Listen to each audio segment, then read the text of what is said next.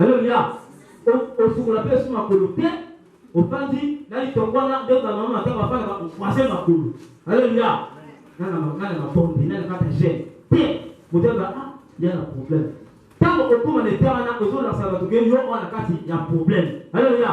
Vous avez un problème, les amis. Parce que j'ai déjà sécuré à mon tour. Alléluia. Aujourd'hui, c'est sécuré. On a dit Cameroun, nous avons résoudre dans la carte. J'ai et prière. Va parler la prière, va parler la gêne. J'ai et prière, et ont même ma moto pour accomplir mission pour le canal dans Zambie. Alléluia. Comme les hypocrites qui se rendent le visage tout défait pour montrer aux hommes qu'ils gênent. Je vous le dis en vérité, ils reçoivent leur récompense. Le verset 17.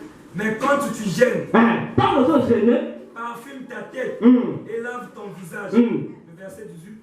Afin de ne pas montrer aux hommes que tu gênes, mais à ton Père qui est là dans le lieu secret. Alléluia. Ton Père qui voit dans le secret te le rendra. Amen.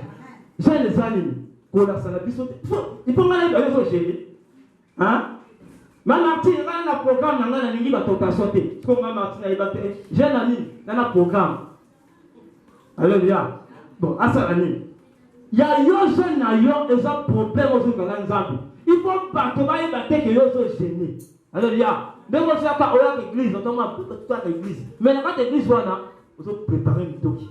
Vous avez chocolat, pour tout abattre. Alléluia. Mais vous avez chocolat, vous avez préparé une toki. Vous avez préparé une toki. On va changer de combat. Alléluia. Tant que vous avez gêné, vous avez prié, vous avez sécuré dans yo. Alléluia. Quand ça va te que nous sommes gênés. Attends, nous sommes dans salle. La fille, moi, et l'homme, t'es dans le programme dans l'IAT. Dans le programme dans l'IAT. Parce que chef de Moussa, dans la moto, a menacé la vie. Ils ont parlé de Diabo. Programme en ligne. Mais là, on a la vie. Tu as un programme, tu as un Nicolas Souka pour me dire ah, ça y a un problème. Il y a un programme à préparer de nous souper. Alléluia. Dans le moment, mais la qui s'est traité moi, moi, là, il y a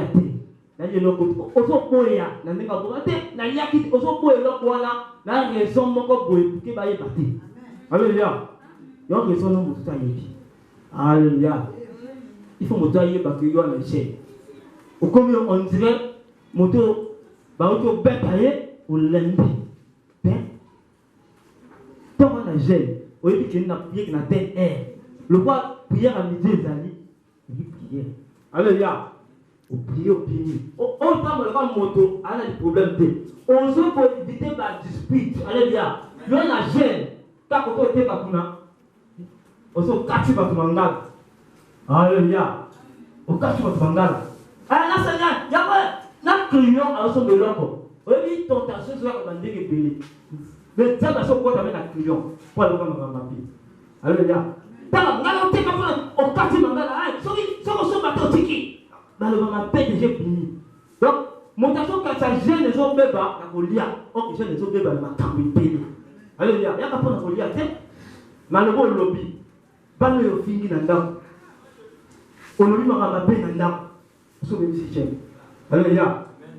Prière, tant qu'on a un programme, même si j'ai été, programme moi, ça va monter. Programme moi, monter à concentrer, à nous faire le ensemble. Alléluia, même pas relation au bruit. Alléluia. Allez à monter. Donc, allez à part, quand on a un programme. Quand on a un programme, il y a un programme. Alléluia. Programme nous sommes montés. Est-ce que le programme il y a un programme de ma pandémie. Mais on que nous avons, mais dans sa monnaie, nous sommes. Alléluia. Comment la montation, si ça gêne, alors quand ça gêne, nous paie. Alléluia.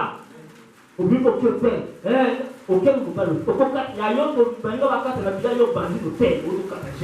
alléluia. Hypocrite. Oui, pour ça, dans la carte de programme. Alléluia. Mais attention, au Congo, la force à Makamotou, on a la ligne au Kosi. Au Kosi. Tant que vous avez un programme, tant que vous avez un super-fait, au Kosi, on a la moitié. Alléluia. Ah, mais ton ligne à pourquoi? Nous avons la rôle là qui vient aussi soana. Alléluia. Hypocrite. Alléluia. Nous avons fait la tiripo. Au bas de la tiripo. J'ai le fil. Là, mais la tiripo va dire papa.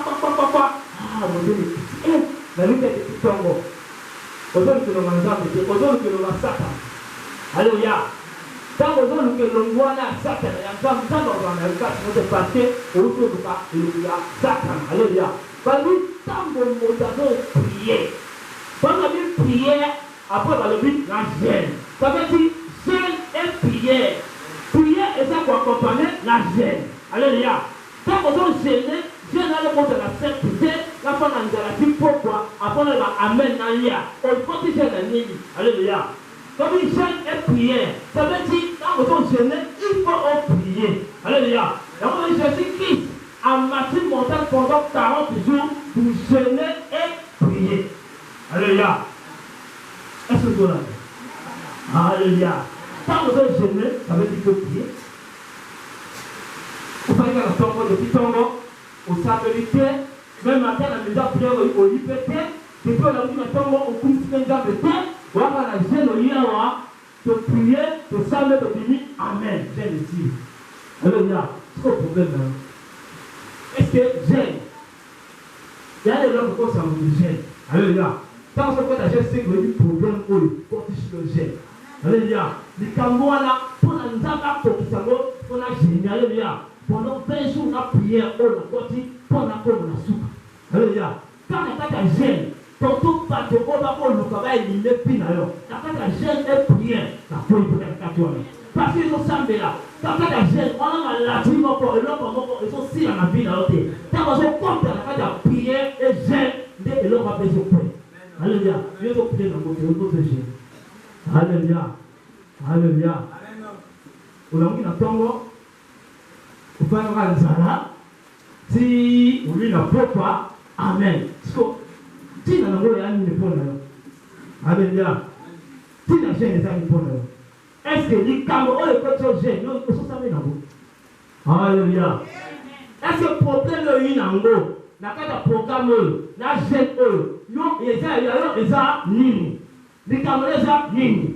Pour les Camerounais, comme on a chanté nango, on doit prier nango. Alléluia. Et pour nous, on a la côté gêne.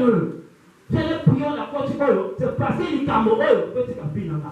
Alléluia. Mais je continue. L'enthousiasme. Alléluia. Tant qu'à voyer, la vie, tu vois la programme, n'a pas la côté. Alléluia. Ce qu'on prie les amis. Alléluia. Alléluia. Tout termine dans le canal Esther. Esther chapitre 3.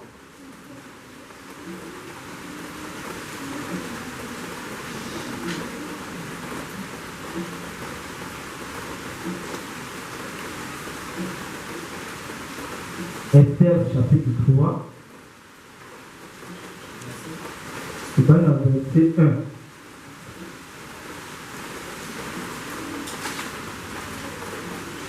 Dans le verset 1. Esther chapitre 3, verset 1.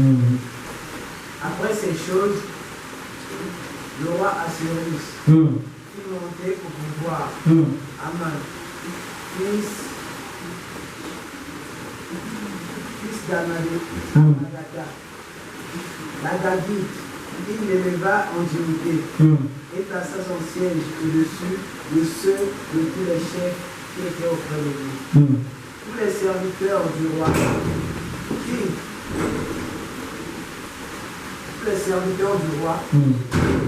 qui se tenaient à la porte du roi fléchissaient les genoux et se prosternaient devant Aman, car tel était l'ordre du roi à son égard. Mais Mardoché ne fléchissait point le genou et ne se prosternait point. Et les serviteurs du roi qui se tenaient à la porte du roi dirent à Mardoché: pourquoi considères-tu l'ordre du roi? C'est là, papa. Alléluia.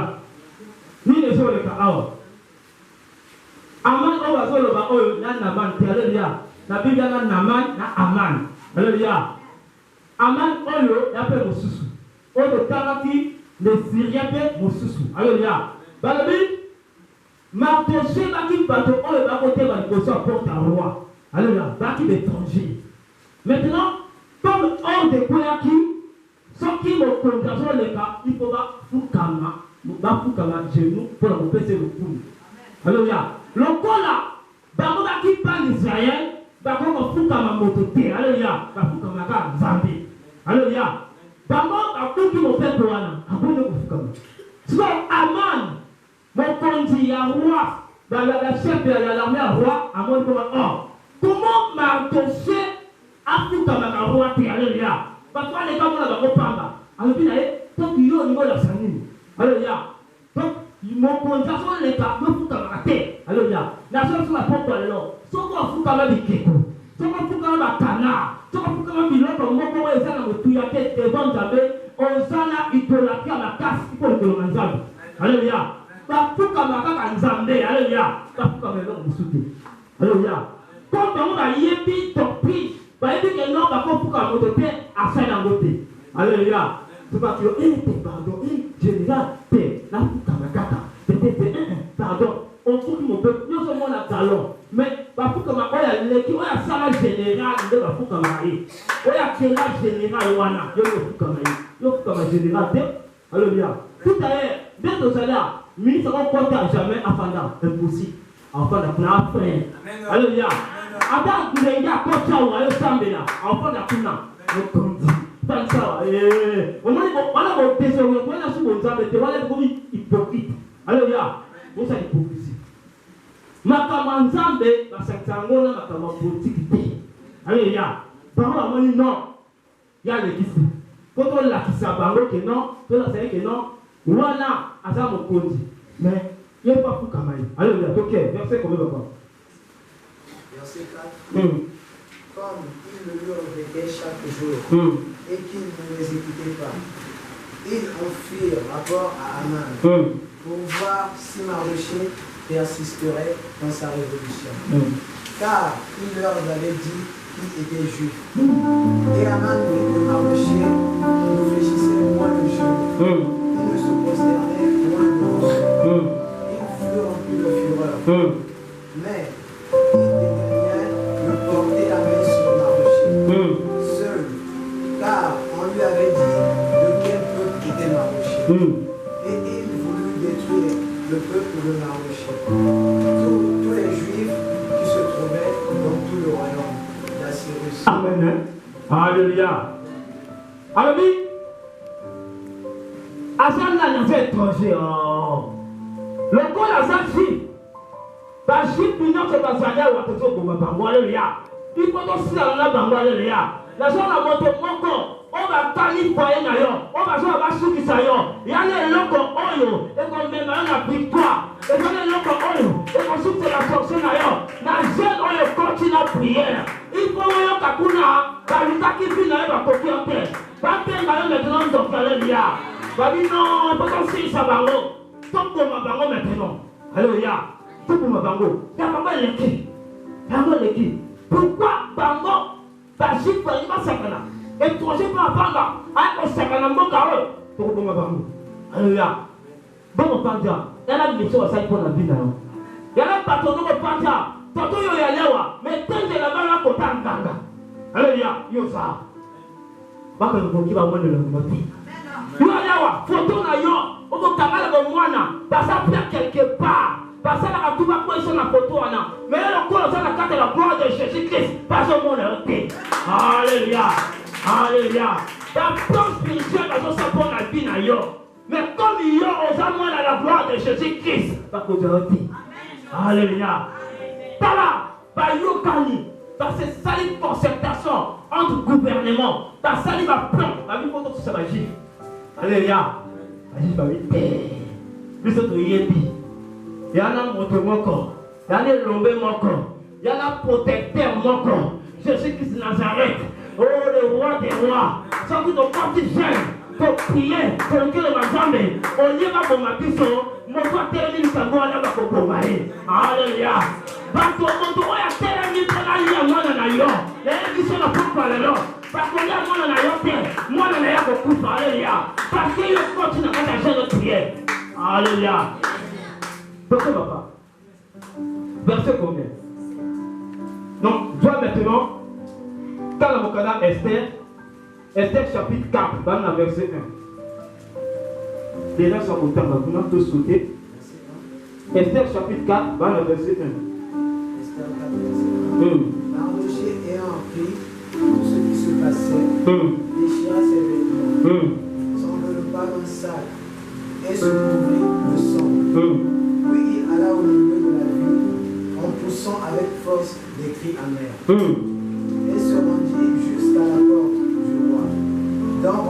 L'entrée était interdite à toute personne revêtue d'un sac. Dans chaque province, partout où arrivait l'ordre du roi et son édit, il y eut une grande désolation parmi les Juifs.